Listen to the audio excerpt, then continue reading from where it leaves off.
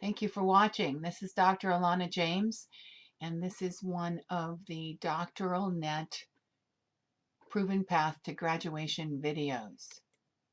Today's topic is backwards mapping. This strategic method guarantees to help you get where you want to be when you want to be there. And for today's conference, we are relying heavily on an article written by Elmore in 1979 on backwards mapping. Elmore was a superintendent of New York schools at the time and was vastly responsible for helping that school district move forward. Backwards mapping is a part, 1/3 of the part of our 2014 Start the Year Right toolbox. In that toolbox, we have two conferences. This one, which was done on the 12th of January, and then another one, which is on the 19th of January, both of which are held in the Doctoral Net group on bigmarker.com. The time management video, the second one in the series, will be presented by Dr. Tony Hull, who is a Doctoral Net graduate, and with it comes a free ebook on time management. Also this year, in order to help the year start right for doctoral students, Doctoral Net has implemented 3 icons. They are over there on the right. The light bulb is phase 1 for all doctoral students who are just beginning to design methodology and do their literature review. The pen are for students, phase 2 are for students who are writing their proposal or prospectus or whatever the entry-level document is for your university. And the graduate is for people in phase 3 who are collecting data, analyzing data, and writing the final chapters on their dissertation or thesis. These icons are throughout the doctoralnet.com site and everything we do now, allowing you to easily see whether or not it is a topic that is particularly geared towards your stage in doctoral work. And finally, we've implemented specialized groups online, again geared towards those 3 main phases. You can find them by clicking over here on this URL, doctoralnet.com, jomsocial/groups. You have to sign into the site and be at least a basic free registered person, and then once you're there, you can use the JOM Social groups, both to connect with friends, meet people around the world who are doing the same kind of thing and up against the same challenges as you are, and then also to ask questions about your particular challenge or ideas you're having, and have other people, including our professors, help you. Backwards mapping starts with a question of when will you graduate? If you want to graduate in 2014, you should be ready to collect data or very close to that right now in January. If you want to graduate in 2015, you should be designing your proposal, have a methodology in hand, and hopefully you'll be writing that proposal, depending on your university and how fast they are able to get you through the proposal stage. And then 2016 is a comfortable finish date if you are just beginning to consider what you might want to write about. Backwards mapping starts with a calendar. And if you're familiar with the Writing Your Doctoral Dissertation or Thesis Faster book, A Proven Map to Success, it's on pages 17 through 20 of that book. And you start by writing out the year, January to February, and then going backwards and designing each segment. So if in December your accomplishment is that you want to graduate, what tasks need to be complete in order for that to happen? Most of the time, those are publication tasks, because in November, and so you you see immediately that this square, tasks, and the previous month relate to each other. So if in December you want to graduate, the tasks that need to be done are publication, which means that by November you must have been approved for graduation. If that's the case, then all of your committee needs to meet in November, and you will need to have talked to them and have their okay the month before. So let's have some exploration, and of course during the conference it was interactive, of the particular example of people who want to graduate at the end of 2014. And of course, there's a caveat that this discussion is only for reference and that times will vary according to your university and the guidelines that you have to face.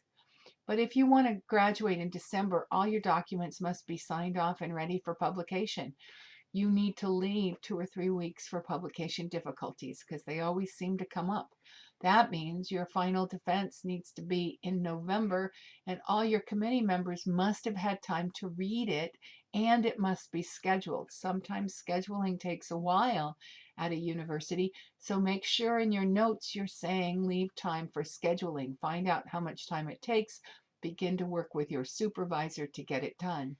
If that's going to happen in November, then by October, you need to be having your final conversations with your supervisor.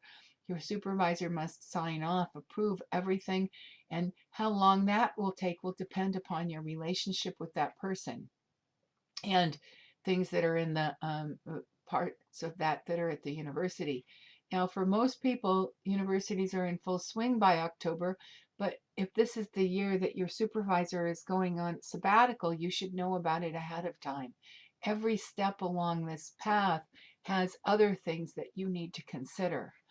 By September, you should then have your final chapters. I say here chapters 4 and 5, thinking of it in terms of the 5-chapter dissertation format. But in fairness, it's your results and conclusions need to be finished by the month before you have the conversations with your supervisor.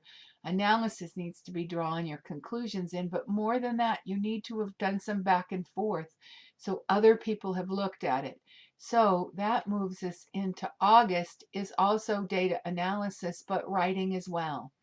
So July and August should be your data analysis, and you should write, and then you should turn that writing over to other people who have experience with this and who can help you finalize how your results and your analysis run together so that your final writing is credible to the standards of the university you attend.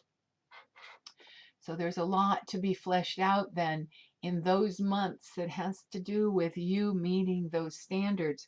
And trust me, you'll need help doing it. No one turns in data analysis for the first time as an inexperienced researcher and gets it done right.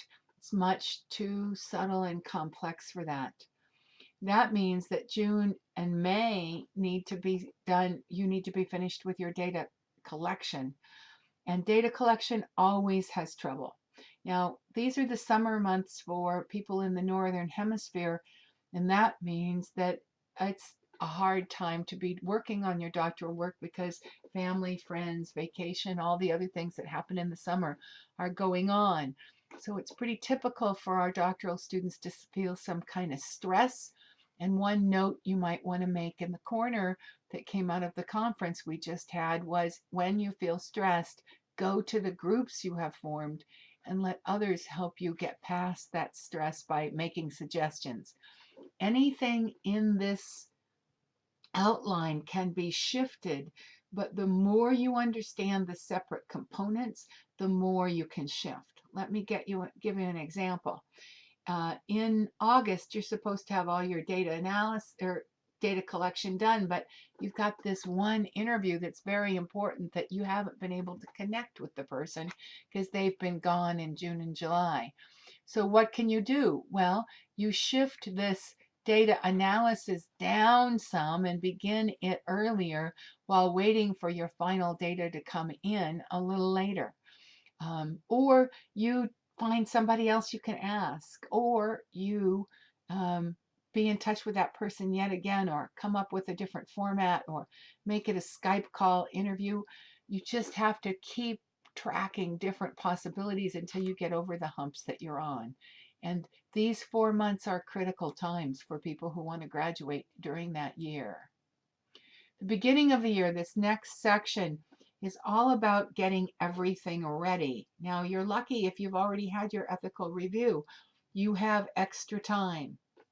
But if you haven't, if you're still finishing your proposal or prospectus work, you're dotting some I's and crossing some T's, you have to go to your organization to get ethical review as well later. Those kinds of things are going on. Map them out. Figure out each specific tasks, make it as long a list as it needs to be so you know you have everything in a checklist, and make notes as to what may cause trouble. For instance, if somebody's wedding is coming up, put the wedding in the notes. That way when you get to that month, you can say, oh, right, I have to plan around that.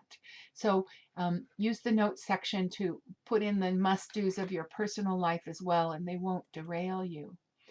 Now, during our conference, you can go back to Big Marker. Our conferences are recorded, and you can see some of the questions that came up, though, today had to do with what if your committee takes you a different direction or a different time. The more that you have your calendar for the year mapped out, the more if a committee member says, oh, I want you to do this now, and you planned on doing that, you can show them the calendar and where everything is mapped in, and ask them how they suggest they would rearrange it in order to accommodate what they are asking you to do at the moment. This lets them know how pre-planned you are, and it sets up a better conversation and allows you to manage your committee. DoctoralNet regularly has both public and 4-member conferences of this nature. Again, coming up next Sunday is the You've Got the Time, which comes with an ebook.